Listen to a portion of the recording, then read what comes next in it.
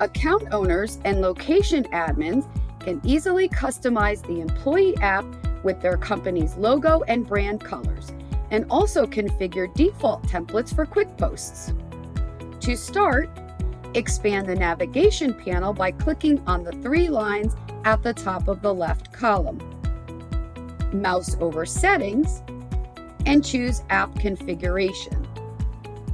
In the logo area, choose either Upload or select Media.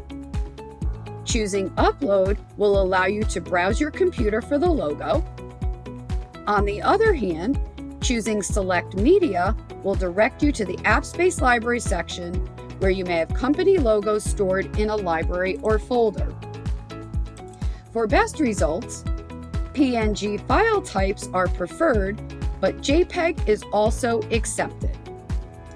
Next, you can set your accent color by using the color palette or by entering your brand color's hexadecimal code.